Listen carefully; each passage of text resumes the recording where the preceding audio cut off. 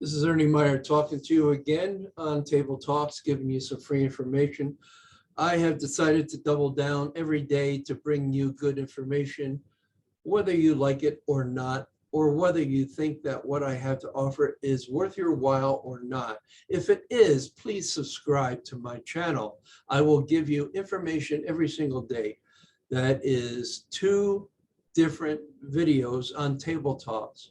Plus the days that I have interviews scheduled, I will do interviews as well. So you may get 3 or more videos from me daily.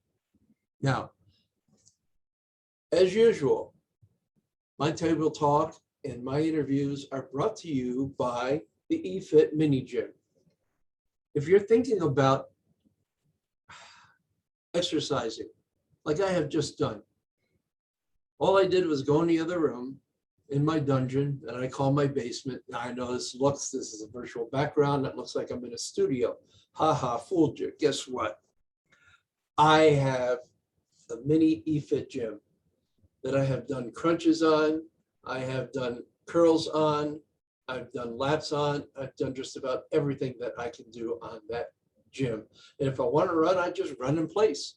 Who needs a $2,000 or $5,000 machine screaming at you? If you want, pay me the $5,000 to scream at you.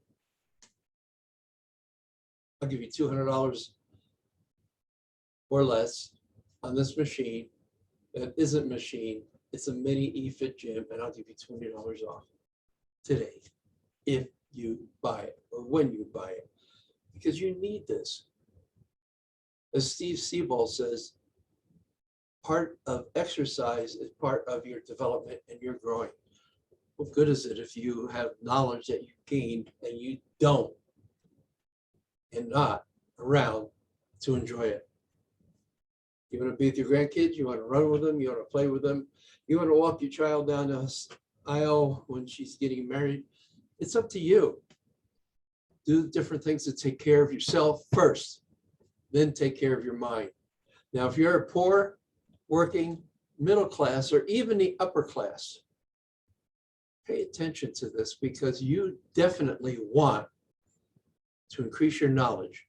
Tony Robbins once said to me, and in my videos that I brought and the cassette tapes that I bought back in the early 90s about improving, and he said, improve 1% a day.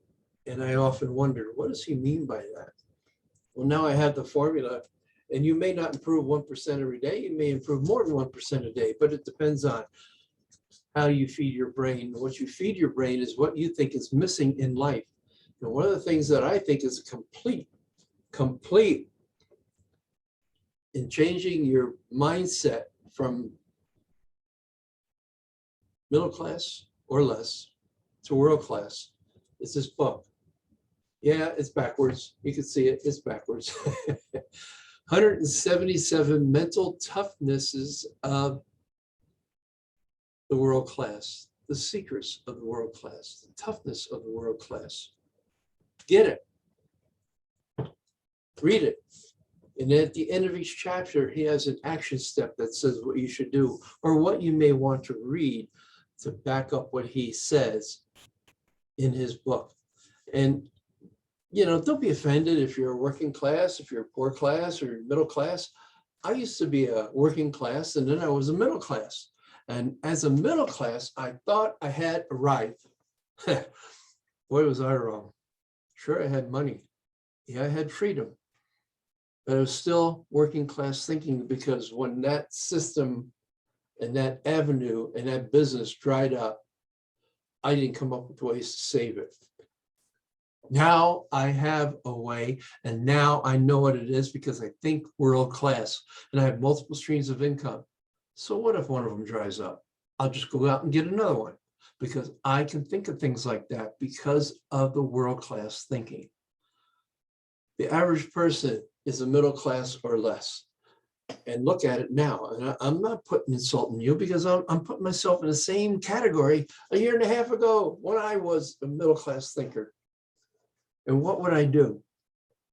I complained that things around me were causing my circumstance, when my own thinking could have prevented that. And I could have by my own thinking if I would have programmed differently, been able to take care of things in my mind. See, I had a choice, and we'll talk more about choices on Thursday when Natalie is my co-host again, and we will talk about choices that you can have. But in the meantime, how do you actually take care of yourself and uplift yourself 1%, make yourself better 1% a day? Read, feed your mind. Feed your mind this kind of book. Feed your mind when you read Rich Dad, Poor Dad. Feed your mind when you're thinking of alternatives. As in Under Siege 2, one of the villains actually said, chance favors the prepared mind. All right, a villain said it, but you're not a villain. You are a working class or less thinker trying to make the world a better place. With what you think, what you do, what you've invented, it doesn't matter. What you have to teach people, I can bring that out to you, and I will pull that out of you in another interview, in another session of Table Talks. So I'm asking you, what are you going to do about your thinking that got you to the place where you are today? Don't give me like excuses about, well, the economy, well, this happened, that happened. So what?